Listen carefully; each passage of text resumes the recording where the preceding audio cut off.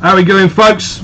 Welcome back to the Nightmare Cabin. This has been a long time in preparation for this one. That's why it was a bit quiet last week. But yeah, we're back with a Let's Talk About video, and today we are going through the entire back catalogue of Morbid Angel. So, lots to cover, and lots. I didn't realise how much there was to get through at the beginning of it, how much demo material there was. So I was trunching through all that to begin with.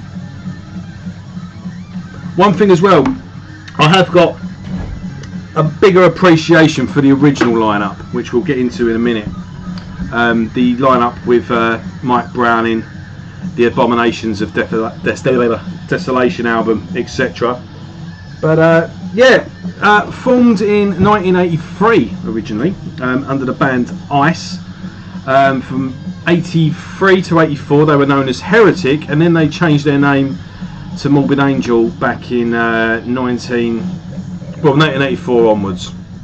So the first proper recording is a recording called Bleed for the Devil, which was in 1986, which I think is pretty much a rehearsal.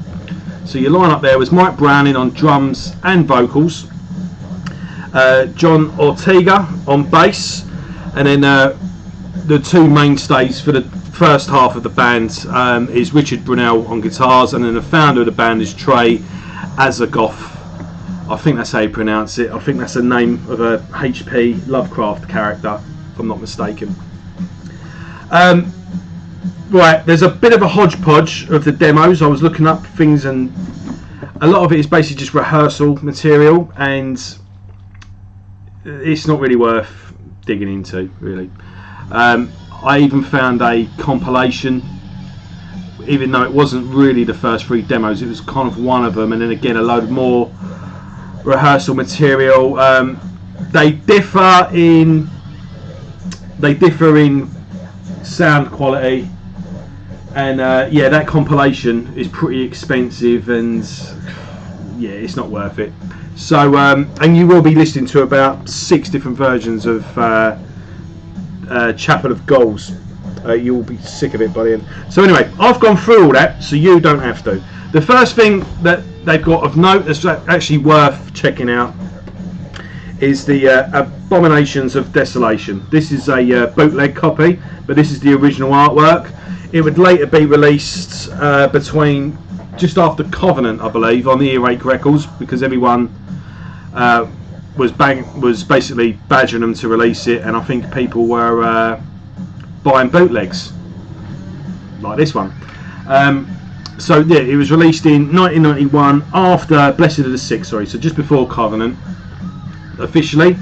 But I prefer that artwork, and I saw it on a distro and just preferred it, so I picked it up. That artwork, by the way, is on the it is in the sleeve, like the booklet. The official one's just like a metal cover with the Morbid Angel logo on. So yeah, this one's much better, and it comes with the Thy Kingdom Come as a bonus track. We'll get into that later though. But yeah, this is a really cool recording. I saw a few people say this was the best thing they ever done. Steady on. You don't really think that, do you? You're just trying to, you know, look good, and unless you were there at the time, and I bet you weren't. So anyway, but yeah, this is basically the archetype of the debut album. All I'll say is it's a lot more raw, but a lot more loose, but not in a detrimental way. It's just really chaotic, really. But yeah, it just feels the songs seem to flow a bit more. It all seems a bit more fluid. That's the best way to put it. It's a bit more chaotic, but Mike's got these raspy vocals as well, and rather than the more solid vocals of Dave, who would later come on into the band. But it's cool. It always perplexes me how someone in extreme drumming, like drumming and singing, always, you know, I tip my hat to anyone that can do that, especially where you're like the front man of a death metal band. I mean, obviously we're not doing Nocturnus as well. I'm sure other bands did as well. What was that other band? Adzu. Can't think of another, but I'm sure there is. But some awesome solo work on this as well, and everything was coming together. I mean, listening to it retrospectively, you can see the band were onto something in those early days, and you know, a lot of the songs obviously sound familiar, but slightly different. But it's nice to listen to with that in mind, and yeah, it's cool to listen to and sort of imagine some sort of alternate reality if they carried on like this. But yeah, this is a very cool release. Yeah, it's not the best one to start with. I'm just doing it in order. Well, not really in the order of release, because I'll be doing this later on, but I'm in order of recording. So, so Mike and Trey have a fight over a gal, apparently. Mike come out. It's well documented, and it was on the Hellcast podcast that, yeah, he basically caught Trey with his girlfriend at the time. They had a full-on fight. So Mike quit. Oh, fucking hell, I've completely missed out. Right. A little known guy called David Vincent was recording this album. He was producing it, and it was going to be put out on his record label. Keep that in mind. Keep that name. So Mike and Trey have a tear up, and Mike leaves the band. So they need a new lineup and a new one quick.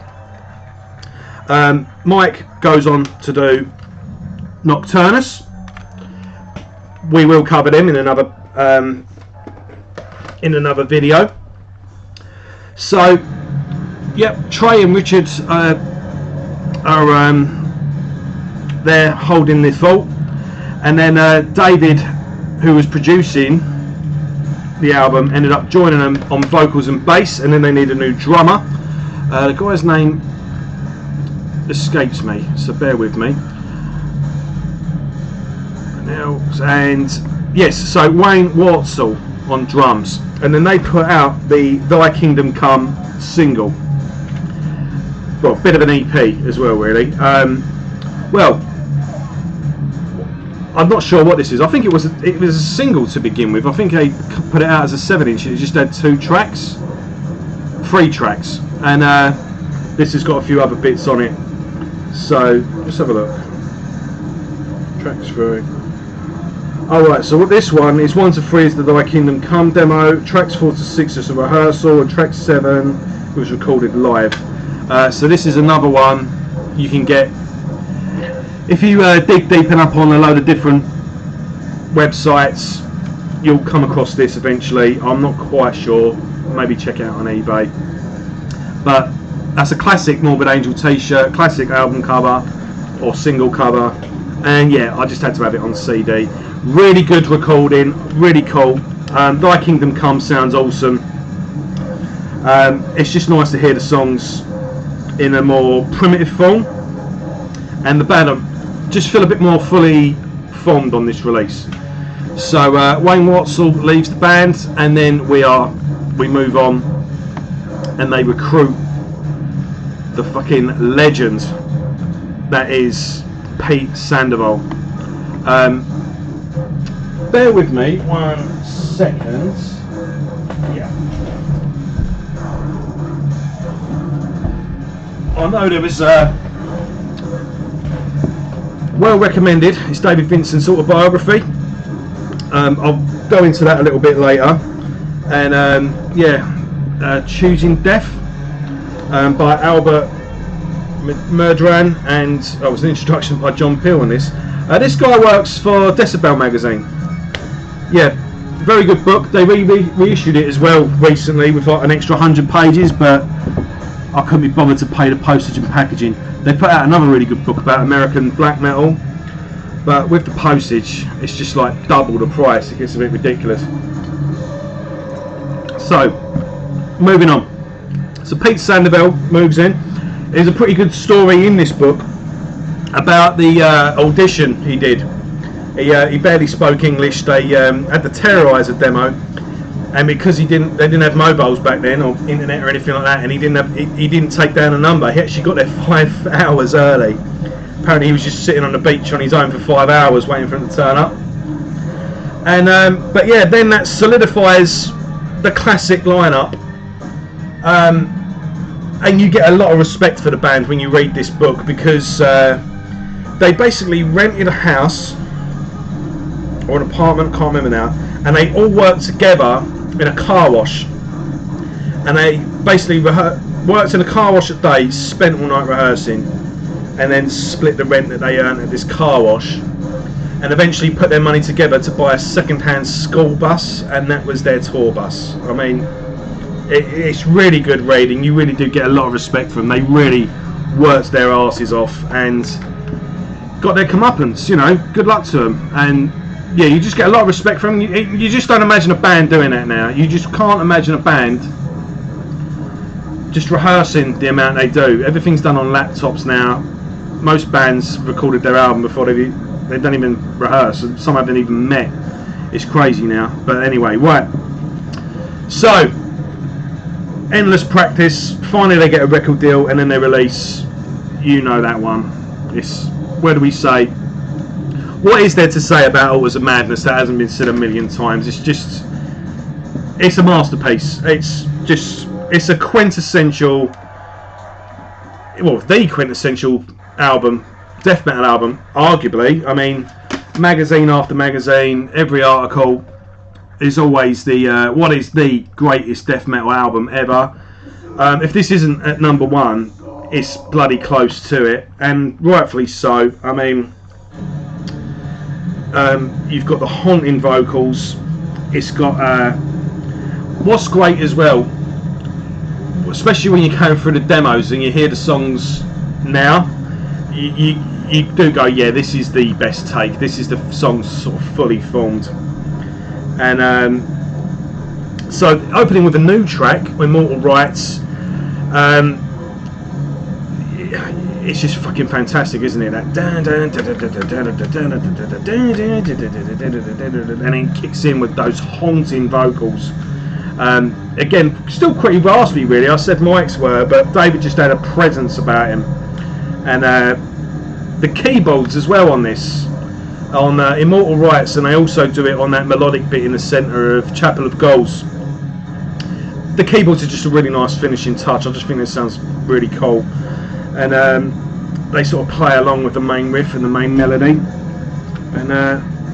And basically, if you say like Scream Bloody Gore is the first death metal album, I know some people say Possessed Seven Churches is, but I would say, I've said in my death video, that was the first fully formed death metal. You knew what it was, and there was no going back from there.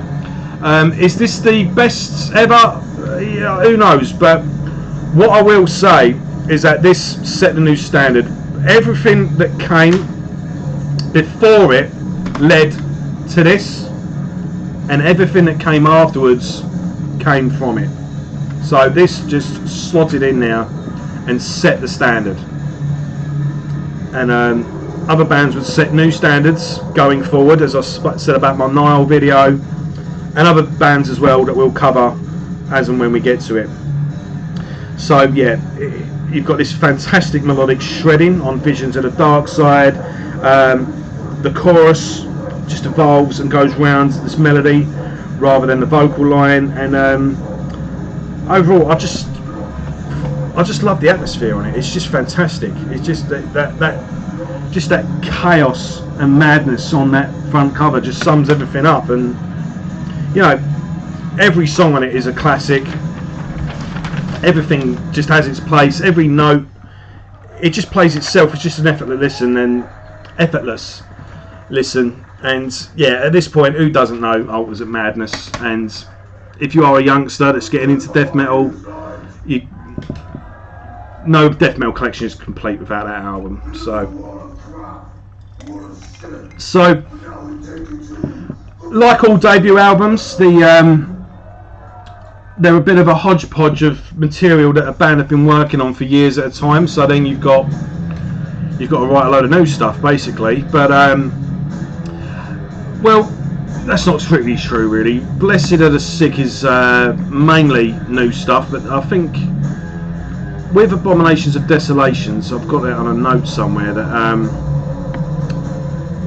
yeah, the Chapel of Ghouls, Laws of All Fevers and Plagues and Evil Spells, that's all, the names change as well, but they're on Altars of Madness.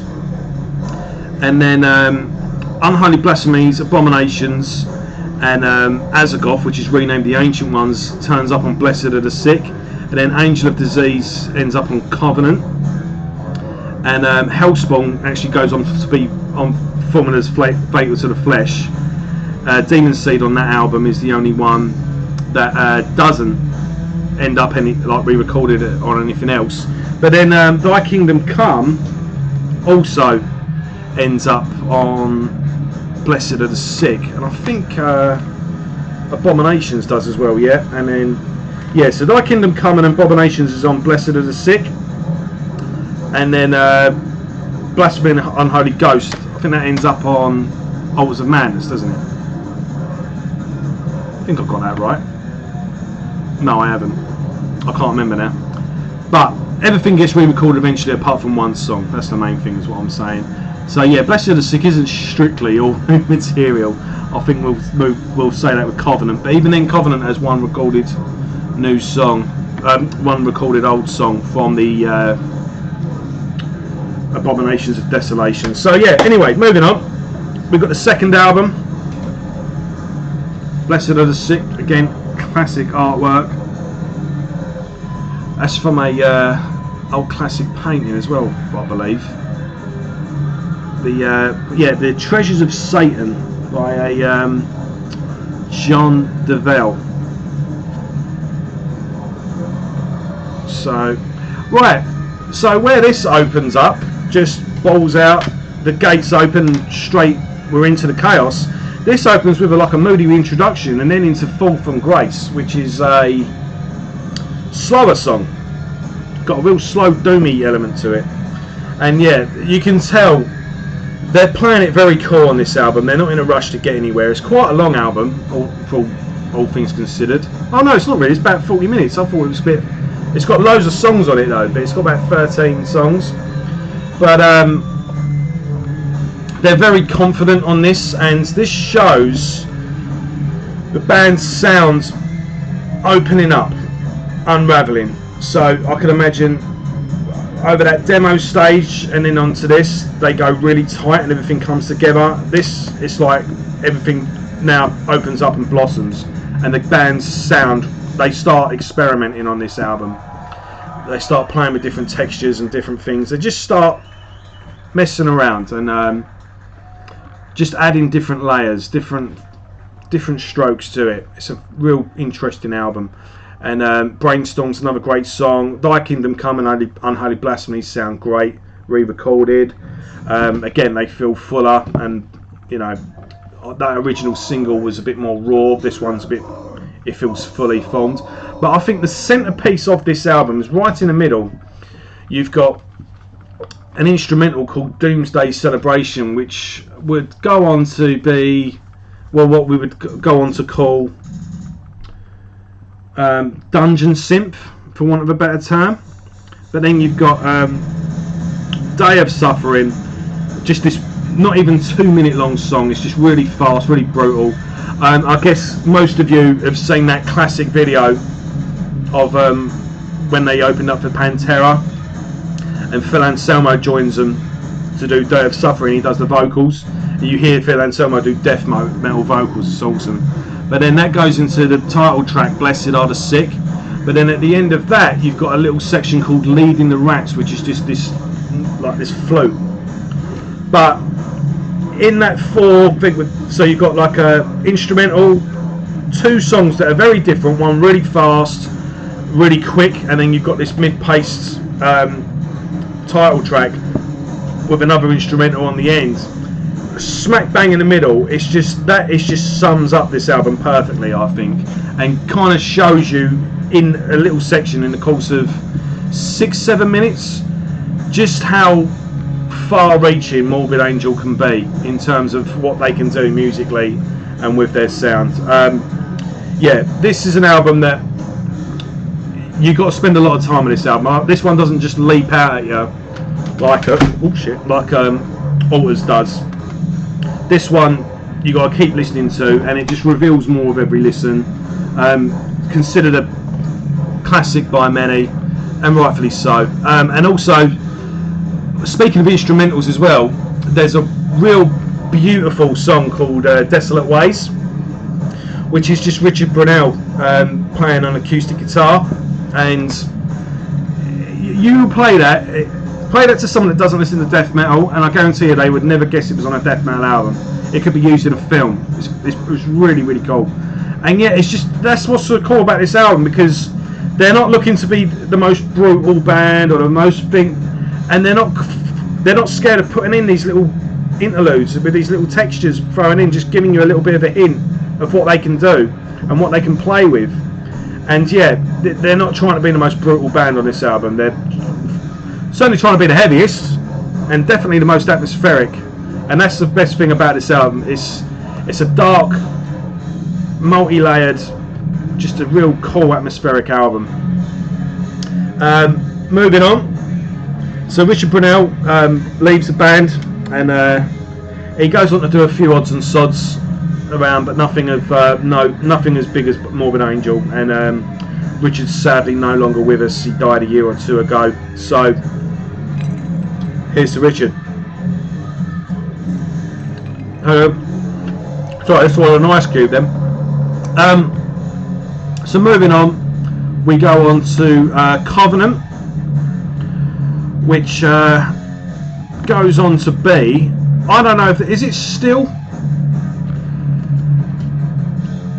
the best selling death metal album? Has it been taken over? I'm not sure, but there was a time where it was. This was the biggest selling death metal album. Cannibal Corpse were the biggest selling band. That was the way it was weighed up. I'm not quite sure. I'll tell you one thing. If you want to know about this album, I'd check out Mike Seatown. He did a thing a few years ago where he was doing, it was like an anniversary of certain metal albums, and he did this, and he did In the Night Side Eclipse by Emperor. Did a couple of others as well, but yeah, he's a fantastic reviewer, and yeah, he really, especially since he was there at the time when it was released, I think he gives a really good insight to this. So for a bit more depth, definitely check that out. But yeah, Covenant is, I'm going to say it's them going commercial, but I think this is definitely Morbid Angel in bite size, if that makes sense. This is certainly them at their most easily digestible. I think that this was the album that most people jumped on board for. It's obviously their biggest selling album, and I think it's normally a band's biggest selling album is the one that people that casual listeners listen to. Maybe they might have got that and then moved on to whatever, but still a good album. They recently, I say recently, it's quite a while ago now, it's probably about 10 years ago, they did the album in full. It's not my go-to Morbid Angel album, I've got to admit. I do like it, I've nothing wrong with it at all, but it's not really one I immediately go to. But it's got some good stuff on it. Rapture, obviously, you hit the ground running with that, and then Pain Divine's got that lovely melodic shredding. It's got that real unforgettable melody running through it. Promised Land is like slow and dirty with like an atmosphere, and again a real like sort of beautiful haunting riff running through it. It's just, yeah, like I say, all the songs are nice and digestible, and they don't really go too off the. They've grown as songwriters, really. That's the main thing with it, because it's still as extreme, still as heavy. Pete's drums are just as mental as they'll ever be. Angel of Disease is another one. That's still in the band's set to this day, really. That's an obvious choice. And then Sworn to the Black. That was a song from their demo days. But it's got that like a weird widdly solo in it, which is pretty cool. It's a cool album, don't get me wrong. I mean, Morbid Angel at their worst I love, but considering this sort of the classic album, it's not my favourite album by them. So this was recorded as a 3-piece, but then they recruited for the tour a 21-year-old guitarist from an upcoming band called Whipping Corpse, called Eric Rutan. Now, more on him later. So they tore the arse out of this album, of course, and then they go on to do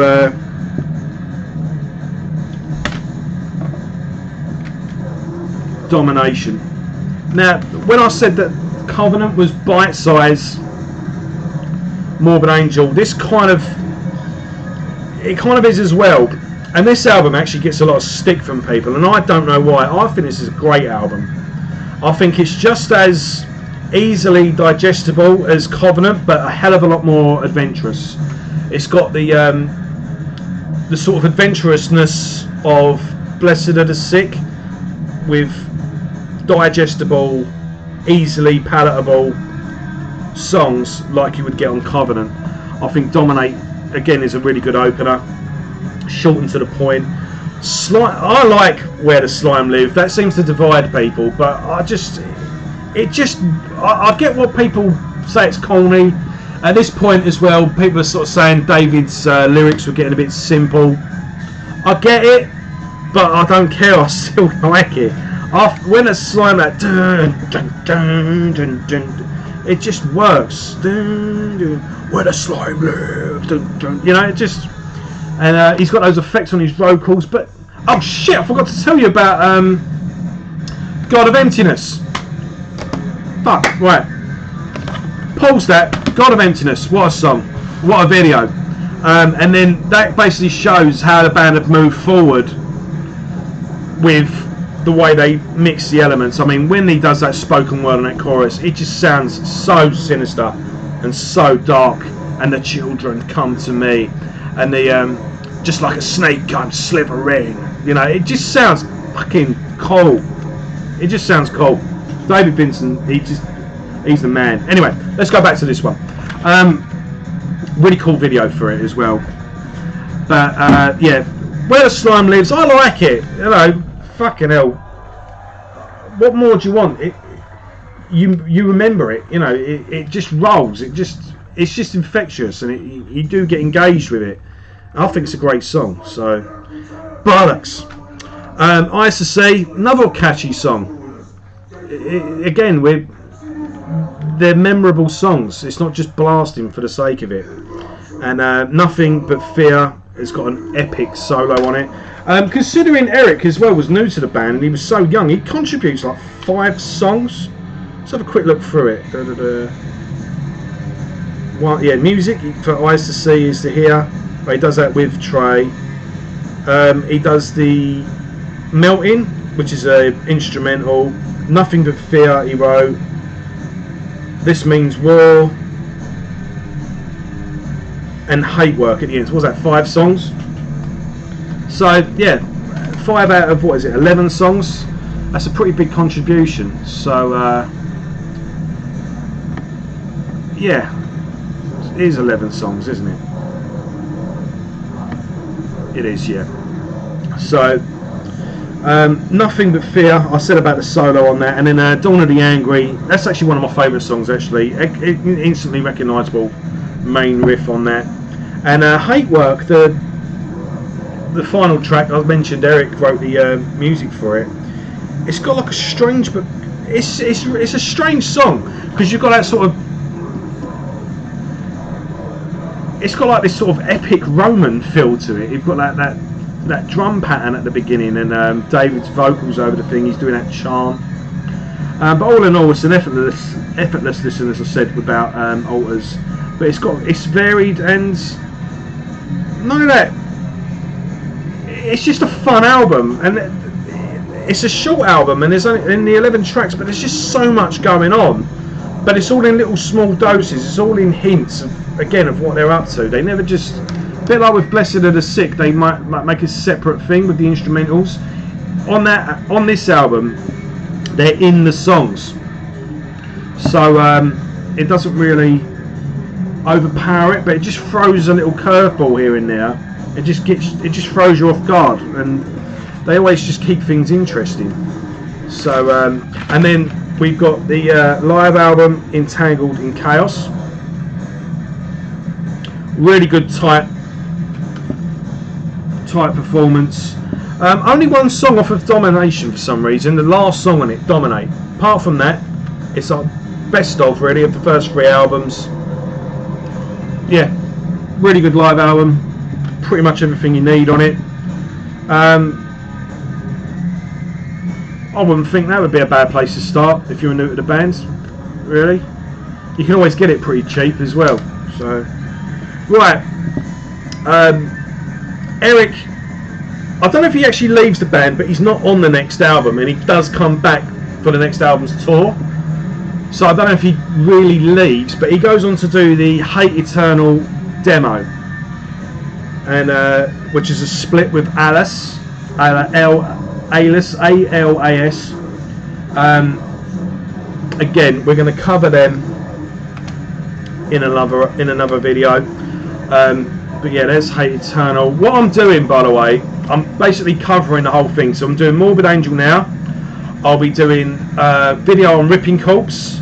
I'll be doing Hate Eternal. I'll be going through the whole Hate Eternal back catalogue. And I'll be doing Emptiness as well. And pretty much everything Morbid Angel related I'll be doing. So this is basically the start of an ongoing series. Excuse me. Right, so Eric goes off to do Hate Eternal, but he does come back. And I'll show you that later. One sec. And then at this point, David Vincent leaves the band. By the sounds of it, depends who you speak to. If you read interviews with Morbid Angel, if you read interviews with David Vincent, it seems like they were getting bored of each other.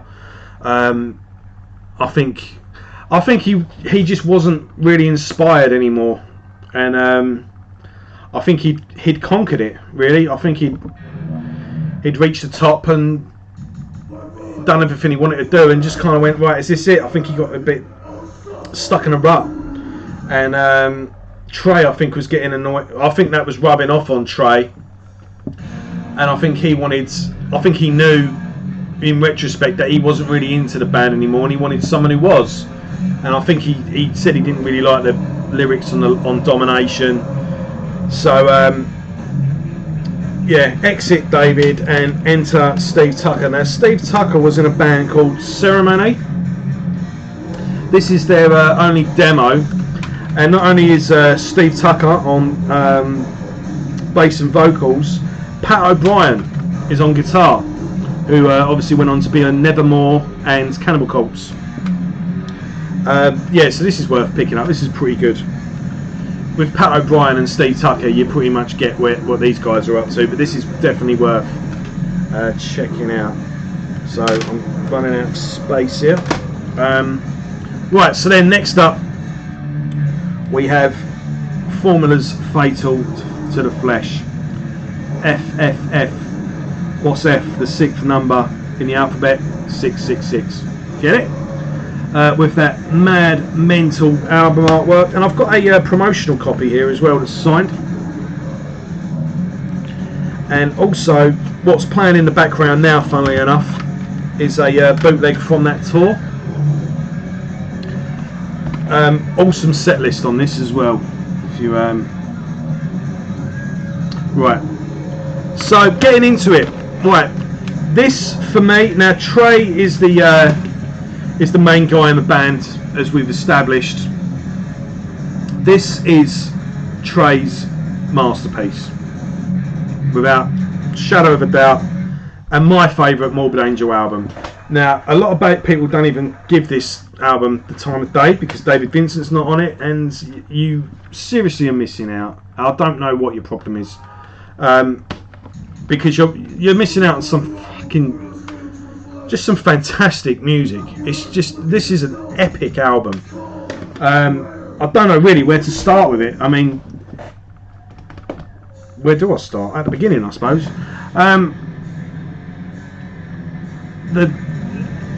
Everything is just... even the slower songs, Pete's drums, his double kick on his feet are just... they just rumble underneath it. It's just... the atmosphere on this album is just fucking phenomenal. I mean, I like this artwork as crazy as it is, but you know, like, the amount of death metal bands bands in general, really. I mean, he fucking Emerson, Lake and Palmer and Debbie Harry at one point used H.R. Giger. I think H.R. Giger artwork would have worked on this so well. It would have suited it beautifully. But so it's a bit of an epic, actually. I mean, considering most of the albums just touch like 40 minutes, this one goes over 50, and you've got 14 tracks all in all. Now there's a couple of instrumentals on the end that you could do without, I guess, but whatever. Haven Earth, let's just get into it in order, really, otherwise I'm going to get a bit yeah. Haven Earth just kind of sets the tone, really, kicks things off nicely. Great song. Prayer of Hatred has this amazing, trippy, hypnotic solo that Trey's known for. They're called Lavas. I mean, that was another sort of point with the band, really, is Trey's guitar playing and the mad solos that he does. They're verging on psychedelica, really. Nothing Is Not is a perfect blend of sort of technical, but has a real good groove to it as well. It's got this slow, swampy breakdown in it as well. But there's like short songs up front, but then longer songs later on. So the album kind of goes in sort of 3 sections, really, and it's sort of split up by instrumentals. So you've got like the first 5 tracks. Then you have this Disturbance of the Great Slumber instrumental right in the middle. It's like a 2.5 minute track, but again, really cool synthesizers, and it's sort of cinematic in a way. It just kind of feels like you're being lowered into this underworld, like walking through this cave. You've got Amal Lamari, I think that is. That's what they open with, by the way, on this live album. You've got the Thy Kingdom Come songs on it again for some reason, but yeah, that's the opening track of the gig. Hellspawn, The Rebirth, fantastic track. Covenant of Death also, that's a bit of a longer track as well. So Hellspawn and Covenant of Death. Hellspawn as well was another track from back in the demo days. I think it was on the Abominations album as well. But fantastic songs all throughout.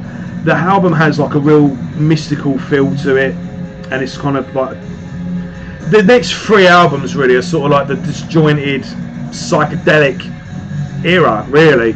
But to me, the real centerpiece of the album, the real crowning achievement, is the Invocation of the Continual One. Now before that, you've got this little introduction. It's just Trey messing about on his guitar, called Hymn to a Gas Giant. Now you've got to have these songs together, and I would even say it's actually followed by an instrumental as well called Ascent Through the Spheres. I would say listen to that as a trilogy. So Invocation of the Continual One with the 2 instrumentals either side of it is one long song. Some people have even said that Covenant of Death, Hymn to the Gas Giant, Invocation is a trilogy. Or even then, Hellspawn, Covenant of Death, and play how you like. It don't do any harm.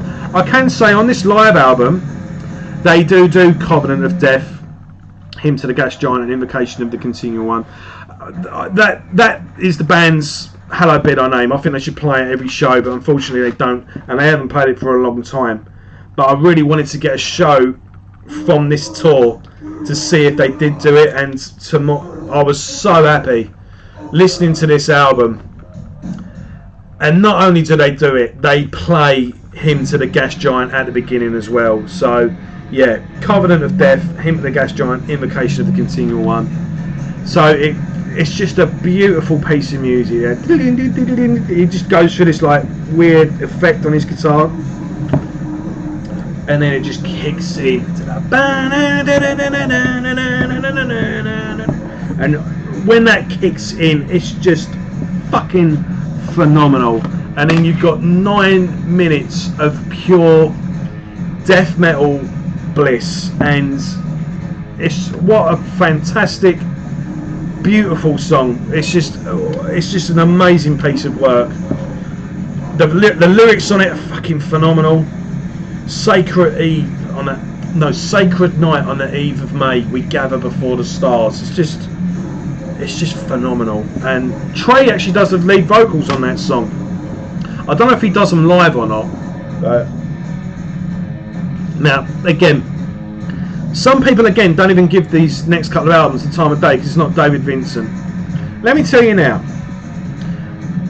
and with that song in mind, but this whole album, give this album to your friend who doesn't like Morbid Angel without David Vincent, and put it in a fucking Behemoth CD case, yeah? Put this came out today under fucking Behemoth or Septic Flesh or Blood Incantation or whatever fucking, they'd all be having a wank. Don't worry about that. They'd be losing their minds. This is a fucking phenomenal album, and to me, it's Morbid Angel's masterpiece. And I would say Symbolic is my favourite album of all time, and this is probably coming close to that. It's up there. This is one of my all-time favourite death metal albums. It's just not enough people know about it, really. And people need to check that album out. And if you don't, always, even if you do like the album, listen to it again, because it's always worth checking out. Yeah, absolute masterpiece. Right, so Eric does join them again on the touring circuit, I believe. Yes, he does. Yeah.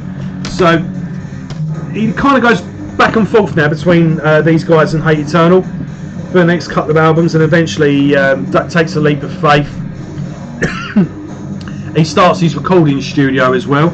Sorry, talking this much. So he's doing Morbid Angel, Hate Eternal, and well, we'll get to that anyway. So next up, back as a 4-piece, we have Gateways to Annihilation.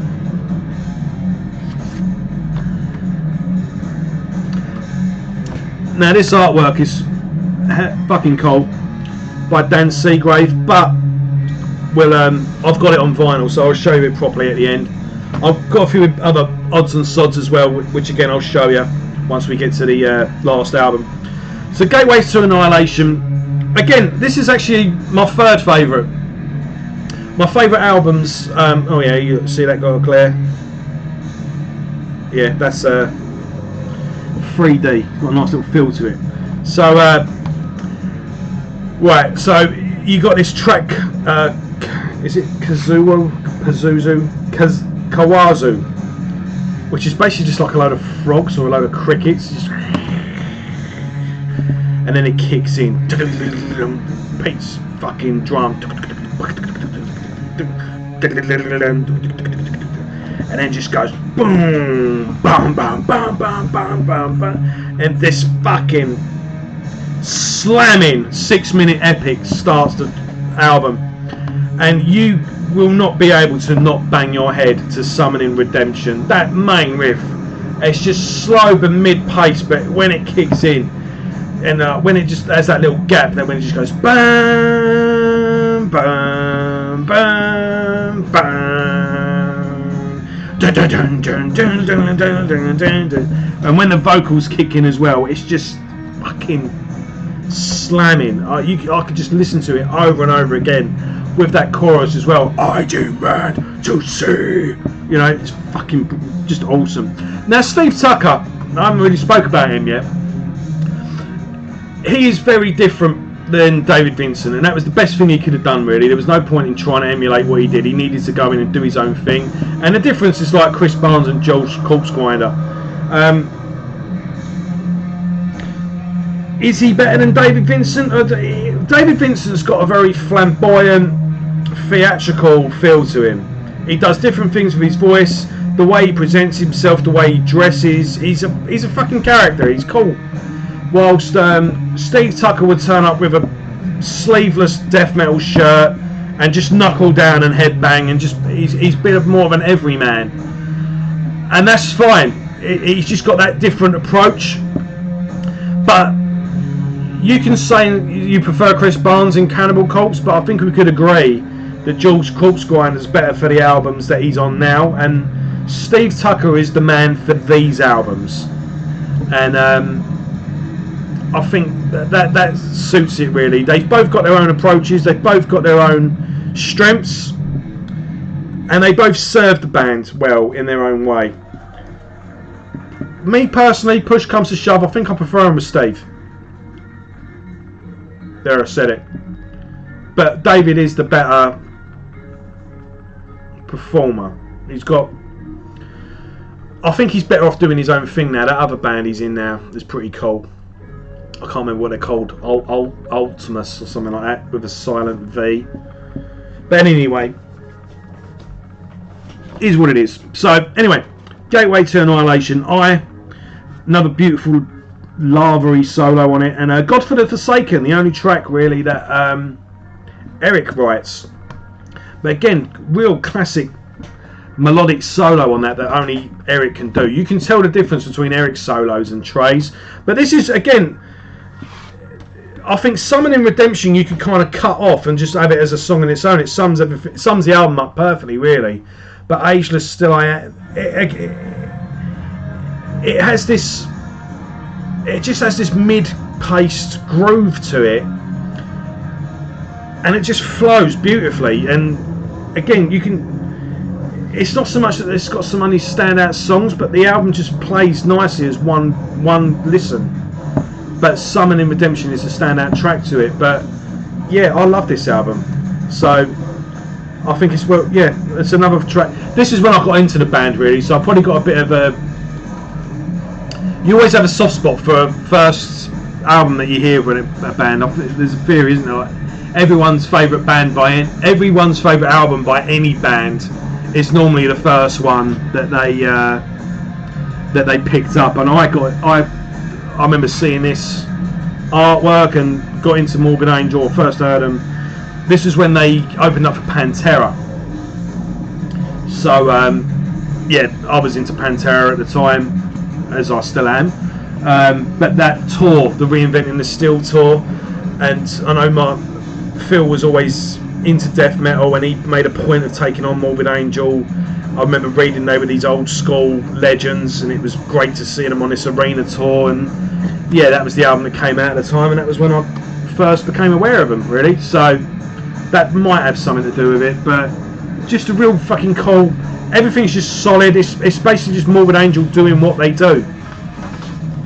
And yeah, it's a, I'm just repeating myself now, aren't I, really? It's just a really good album, really. It's nice and straightforward, nice slamming, great riffs, great solos, and it just flows lovely for those 10 tracks. Effortless listen. So right, what happens next?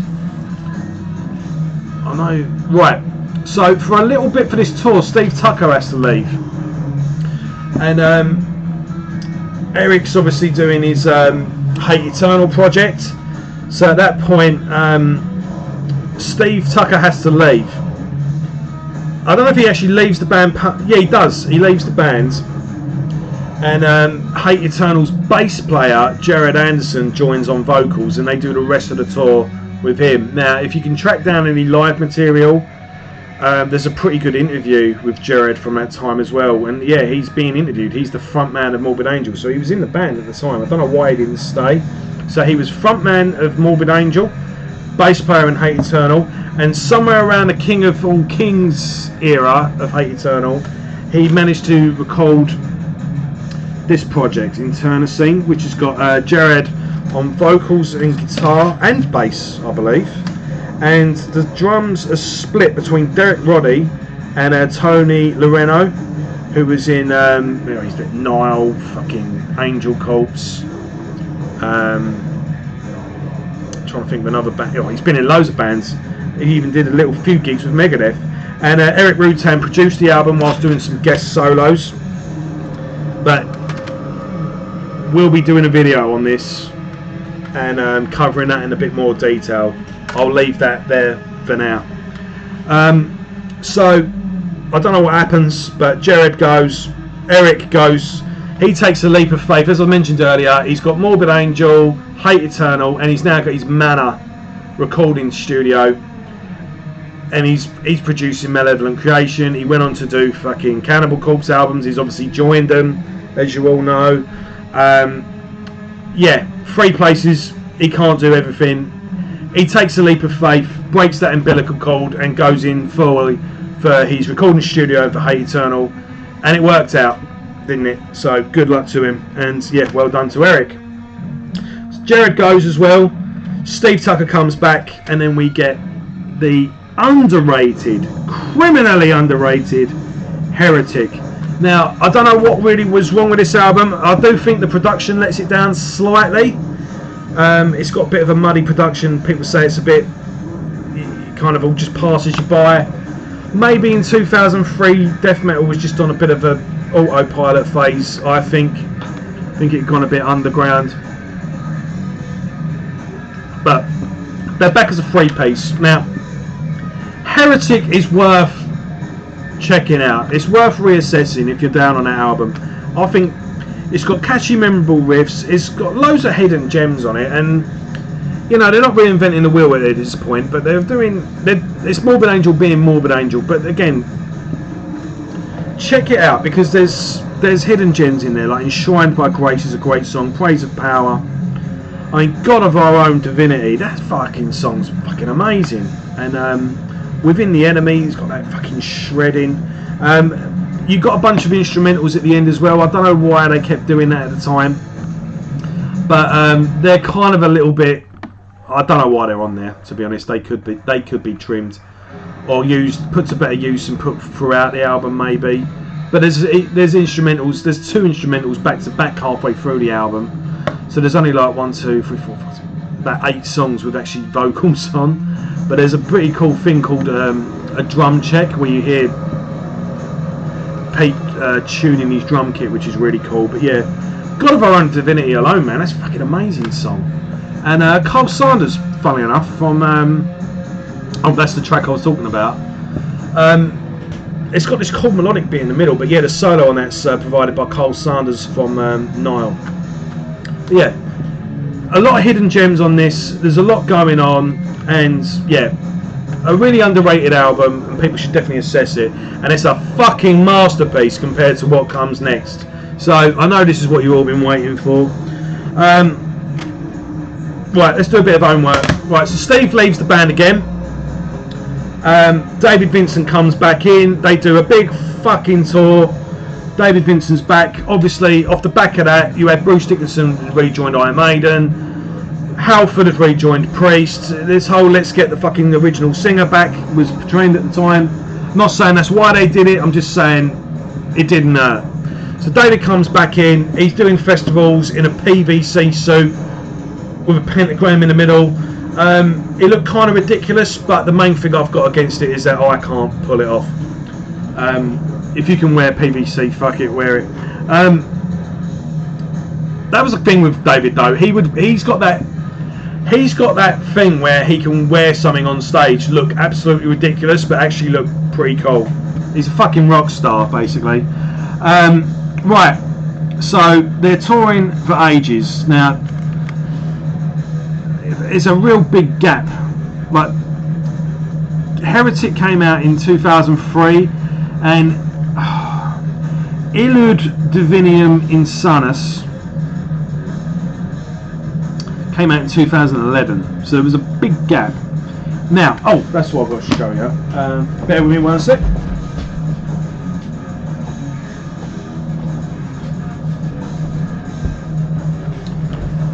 I knew there was something. Right, so one tour, Eric Rutan actually comes back, but he said at the time it was just for the tour. They needed a guitarist, someone with short notice. Who else knows 20 songs, Morbid Angel songs off the bat but me? So Eric Rutan did a tour, but then it came to recording the album. Now Pete Sandoval had to step away from the band because of a back injury, and he needed back surgery. So Tim Young steps in on drums. Tim Young was on the first Hate Eternal album. He's got a pretty impressive CV actually. Let's have a quick look at what he's... So you've got Hate Eternal, and you've got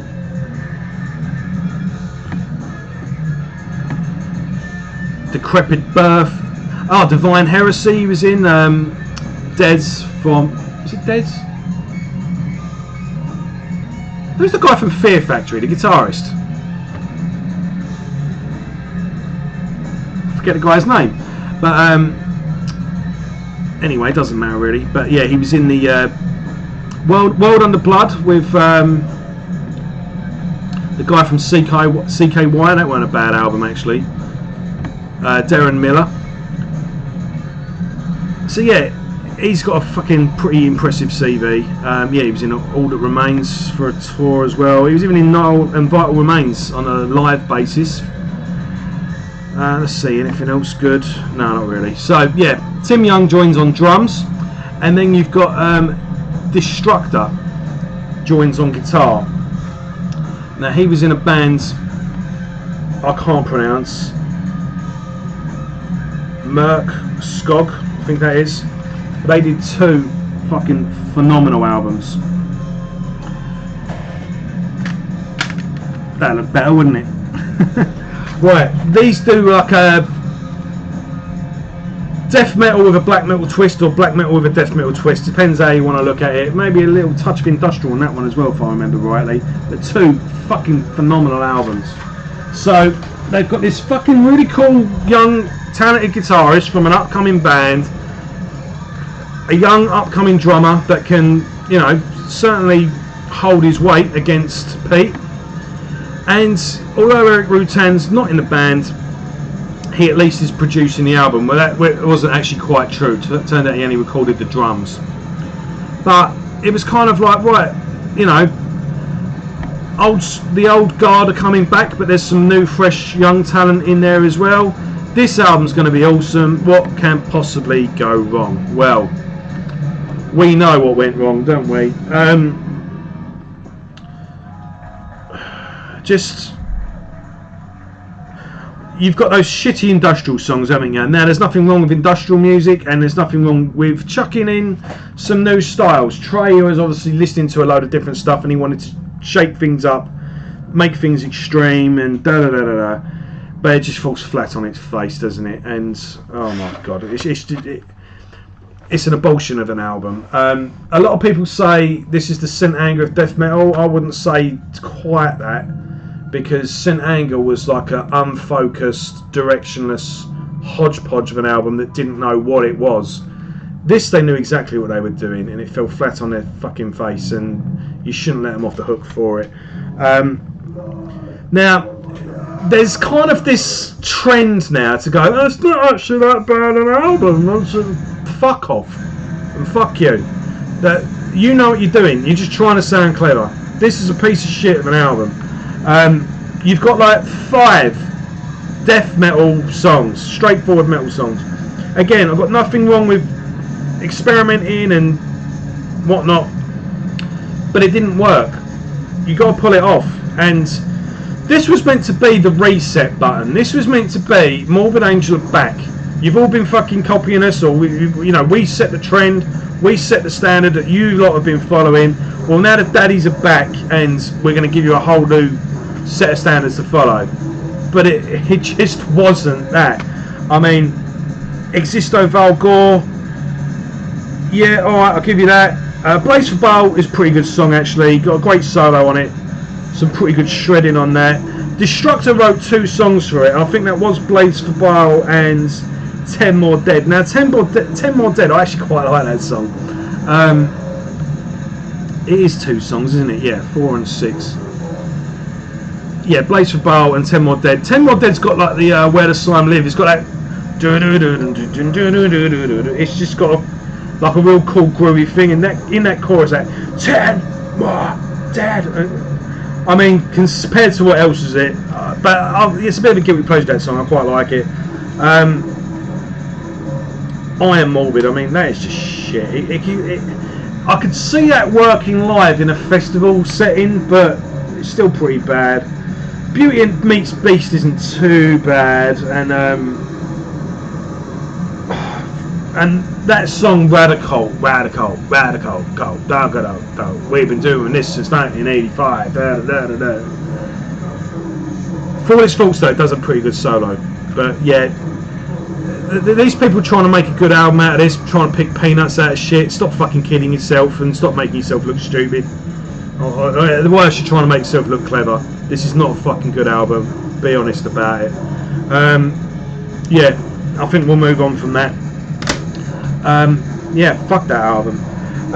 But one thing I will say, unfairly, David Vincent gets the fucking blame for this album. There's a few things I want to say about that. First off, Trey is the guy that formed the band. So don't tell me that David just come waltzing in there and just went, yeah, I'm going to put a lot of industrial stuff on the album. Fuck you. No. Trey's the head of the band. If he wasn't okay with it, why didn't he say something? But that's one thing I want to say as well. Why did none of the producers, why didn't Eric, why didn't someone somewhere say, guys, this is fucking bad. Right? Think about it. Surely someone... But anyway, it was Trey that was doing that. It wasn't David. And it's all outlined here in this book. It was Trey's idea. David tried making the best of it. And he's the scapegoat for this album. And I think it's fucking unfair. And even if it was down to him, plenty of people could have said something about it. So, yeah. They're all adults.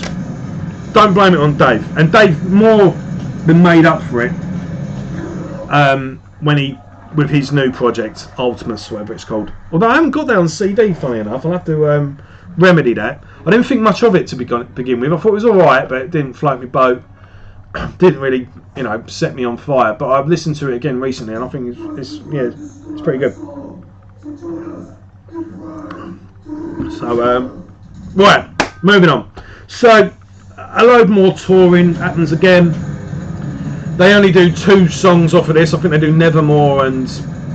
Is it Blaze for Bell they do? Or yeah, they do 2 of the death metal songs. They knew. Dave tried rescuing things in the press. He was like, no, I think it's great. 10 years from now, everyone's going to really like it. If it was down to me, we'd play the whole album in full. Yeah, like, fuck. And then they do another tour where they did Covenant in full. That was pretty cool. And then out of nowhere... it's basically said that the whole band are pretty much fired or let go. I think that's a little unfair. Tim Young didn't need to go. He didn't, he just young guy trying to get a job in a classic band. He went along with it, as did Destructor. But I think he should have kept Destructor. To be honest, I thought he's good. What's he in now? He's in a new band, black metal band. Ah, oh, bollocks, what are they called? Really good black metal band as well. Let's quickly look it up. Merkskog's still still active apparently, but they haven't done an album since 2000. Nordville. They put out an album in 2019 and an EP. Oh, they've got an EP coming out this year. So yeah, check him out. He's worth looking at. But yeah, right, so the whole band's fired. Boom. And Steve Tucker is back in the band, and I was elated. I remember being on a night shift, going through my phone, just fucking about. Let's have a look on Blabbermouth, and bang! I was buzzing for the rest of the day. Now, at this point, Steve was doing his own band, Warfather, which 2 phenomenal albums. Now the artwork on this album is by a guy called Ken Coleman from Ireland. Very good artist, and he does like comic books. I saw he was doing something with something to do with He-Man. I don't know if he was designing like some toys or a new film or something like that. But I just want to. Yeah, it is Ken Coleman. Yeah. Now he does the artwork for the next album. Eric Rutan, by the way, produced the second one. It might be worth picking that up on vinyl as well, by the way, because there's a lot of hidden detail in there.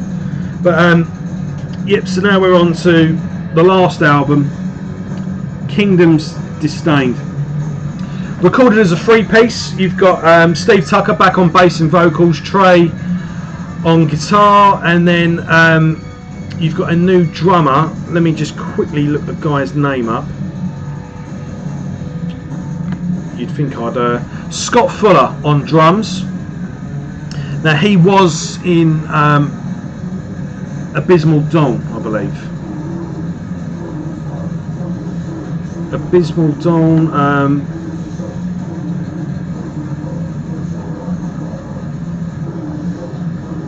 yeah, he did 2 albums with Abysmal Dawn. He was in Havoc, and I think he did a live stint in Jungle Rot as well. So this kid knows his way around a kit.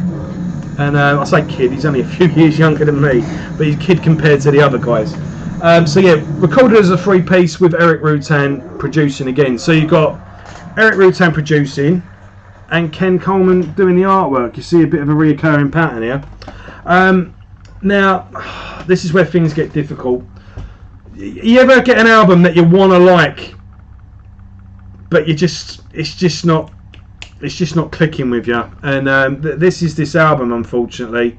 It's not a terrible album by any stretch of the imagination. I mean, Pile of Little Arms, I think is the opening track is a really great song, and got really great lyrics to that as well. DEAD. That it's got this really cold groove. There's great songs. There's plenty of really cool moments and really cool riffs. There's one of them. Yes, DEAD. Garland of Disdain's right. They just don't sound that inspired anymore. That's the problem with it. And it's a good album, but it's a good 7 out of 10 album. And that's, again, Morbid Angel and Morbid Angel, they shouldn't be putting out 7 out of 10 albums, basically. It's pretty much brutal from back to back. There's no musical interludes. There's no melodic parts. You've got the lavas. You've got the the psychedelic-y weird solos are on there, but something's just missing from it. Trey did release an alternative mix that you can find on Bandcamp, which is available to download. I bought the download and stuck it on a CD, and I'll just stick it in with this. That opens things up a little bit. I think the production kind of let it down a little bit. That's the problem with Eric. Is as a great producer he is, he does have a habit sometimes of it all kind of just congeals together, and it's hard to separate it all, and the drums always tend to make seem to be at the forefront. But don't get me wrong, it's not terrible, but the biggest problem with Morbid Angel today is that they've not... I just don't think they're inspired anymore. I think, and that's not mean to take anything from it. Trey is one of the greatest guitarists fucking ever, and they set a new fucking standard for death metal. They were leading the way. But the truth of the matter is, they haven't put out a really good album since Heretic, and that was 2003. And it was Heretic really that good? I mean, let's just say Gateway to Annihilation was the last great one. Well, that's fucking over 20 years ago. And that's the big problem. And the big problem, and the even bigger problem, is Eric Rutan with Hate Eternal and Steve Tucker with Warfather. The last Warfather album and the last Hate Eternal album kicked Kingdom Disdain's arse. And that's just a fucking simple fact. I mean, even the two albums, both these albums are better than this new Morbid Angel album. And the last two Hate Eternal albums are as well. That's the problem.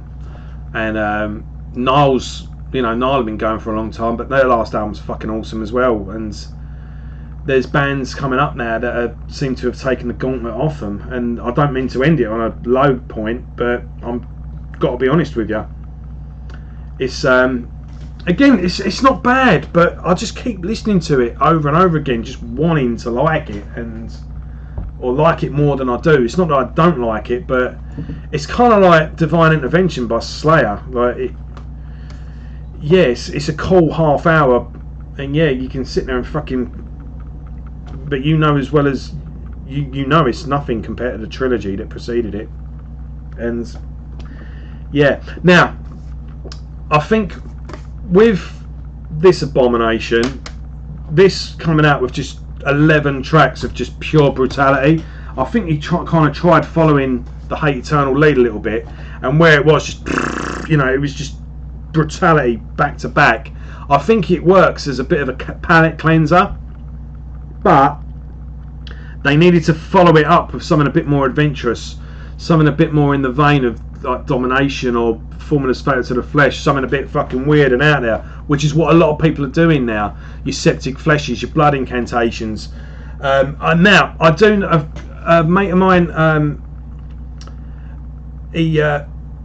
someone I know, Matt, fucking is Matt, I want to say Matt Harvey, shit. I can't remember his surname, it's gone out of my head, I'll quickly look it up, but he's friends with Steve, and he went backstage at a Morbid Angel gig, and he said that Trey was playing Portal albums on a tour bus. So if he's listening to stuff like that, maybe going forward we could get a bit more out there stuff on the new album. Who knows? Hopefully. But I don't know, man.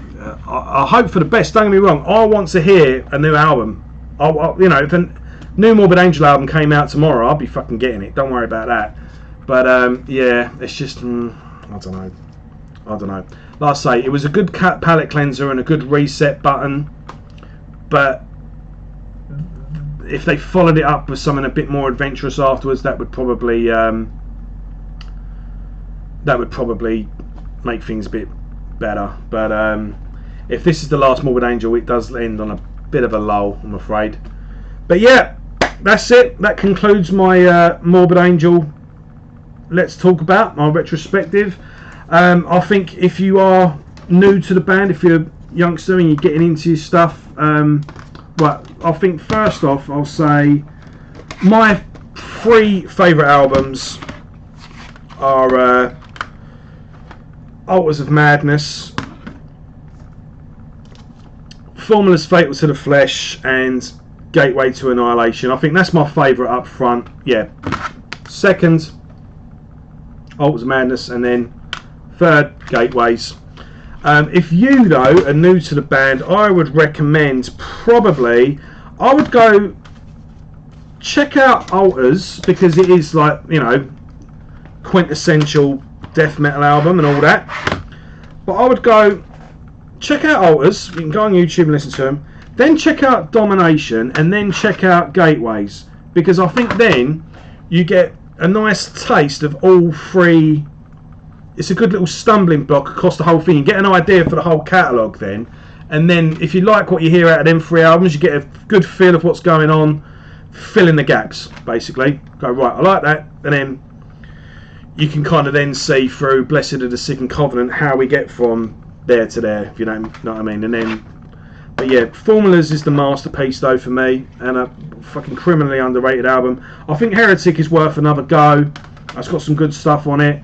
And yeah, don't get me wrong, Kingdom of Disdained ain't that bad, for fuck's sake, but like I say, I'd like to make an album, as a failed musician, I'd like to make an album as good as Morbid Angel's worst. So yeah, let's remember they are still Morbid Angel at the end of the day, but yeah, it's only their own standards that I'm judging them by. A band coming out today putting that out probably wouldn't have been so bad, but hey ho, there you go. That's it really. Right, let's put that all back in order. Do you want to see some other cool stuff? Right, of course you do. Right, and like I say, I will be doing all the other bands as well. I've got Hate Eternal coming up, Ripping Corpse, Eternal Scene. I'll do Warfather as well if you're interested. Leave us a comment in this if you want me to do that.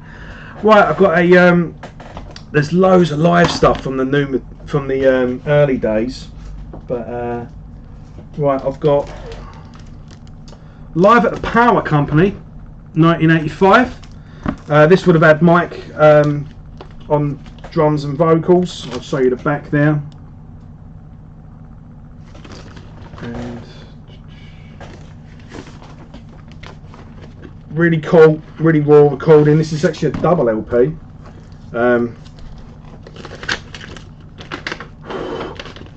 Standard black. I'll move on quickly because it's been quite a trek, hasn't it?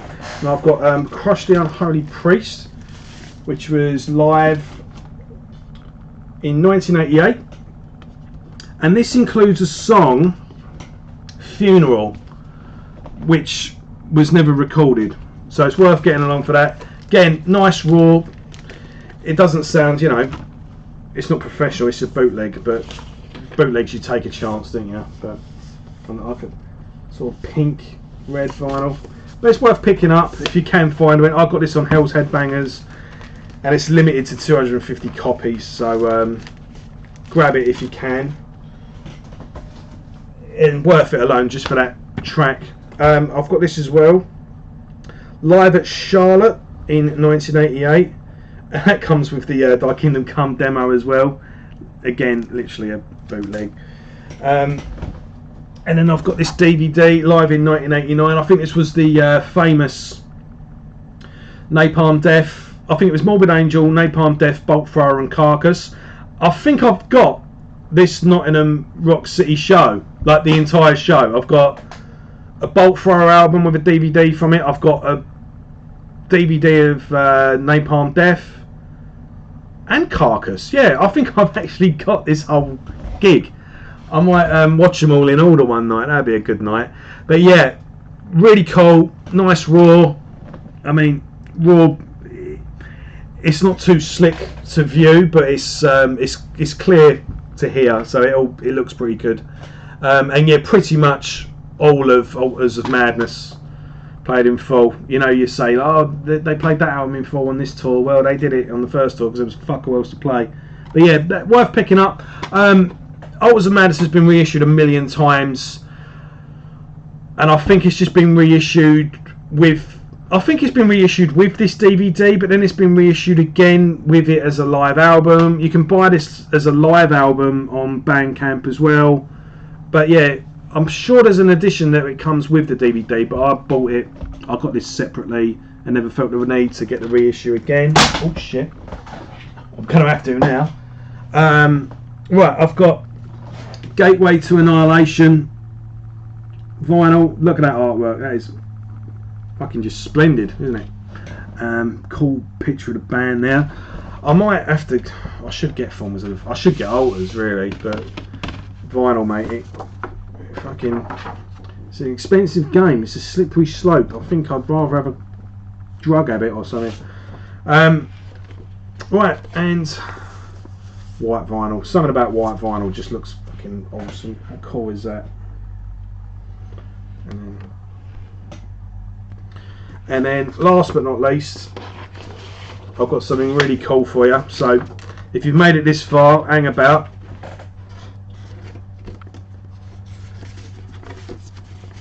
Now there was a time when what I was about to show you was going for £100. And considering I've just slagged the album off, I haven't slagged it off, I do like it, it's just not what, you know, let's not go over it again.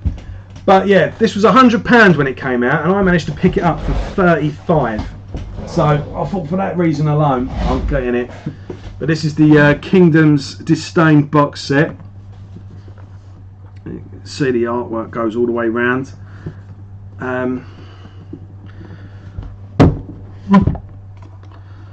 Pretty cool. It comes with a hardback book. Now the it's basically the oh shit, thing just broke. Ain't worth shit now. You've got extended artwork, and you've got the whole album basically on a series of. Oh look, you've got the artwork on this book is slightly different to the album. So that's the album.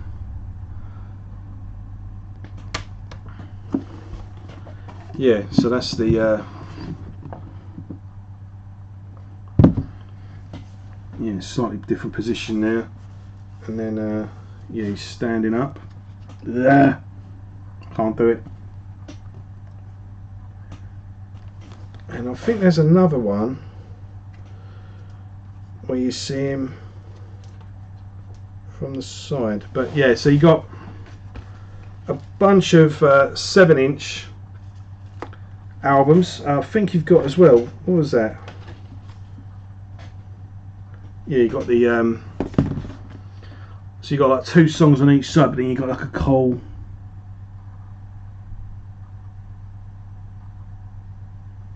I think I caught it there.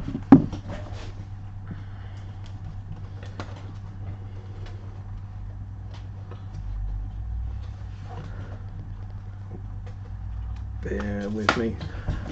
It's all gone awkward now. The music stopped playing in the background. That's and then you got vinyl mat.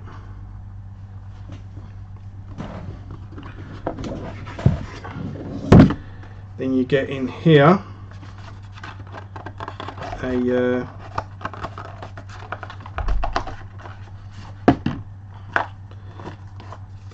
a pendant, so I can put on a chain.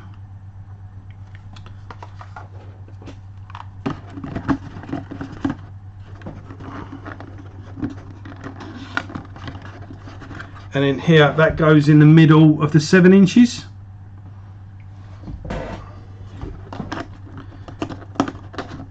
And then you get a CD, Complete Acid Terror.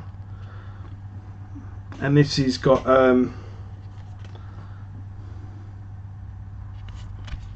instrumental demos of the songs that ended up on the album. So we got there in the end, folks. That's my Morbid Angel. Let's talk about coming up next. Well, yeah, I will be doing Hate Eternal as well, and I'll be doing all the little bits in the middle. So I'll be doing Ripping Corpse next, and then I'll do Hate Eternal. Same sort of thing, going through Hate Eternal's back catalogue. I'll be doing Alice as well, Alice, whatever it's called, whatever it's pronounced, and I'll be doing a video on Internecine as well, because that is a phenomenal album. I think Jared Taylor's a great talent. So yeah, we'll be covering that, and I'll be doing Nocturnus as well. So yeah, this is the start of a series really. I'm going to be doing everything that's related. Up next as well, I've got Chris from Worship Metal. He's going to be coming on. We're going to be doing a Let's Talk About with about Sabbath. We're going to be doing all 3 albums. The British thrash metal band featuring Andy Sneap. And I've also got Jackie from Into the Necrosphere coming on, and we're going to be doing a Let's Talk About, going through the back catalogue of Akakoka. So, and plus obviously Maiden cast is going up every Friday, going ahead as well. So yeah, lots coming up. Thank you so much for watching this. If you are new to the channel, welcome aboard, and again, thanks for watching. And yeah, I think I'll let you go at the end of that. Yeah, stay safe, stay sane, and yeah, listen to metal. Take care. Thanks a lot, everyone.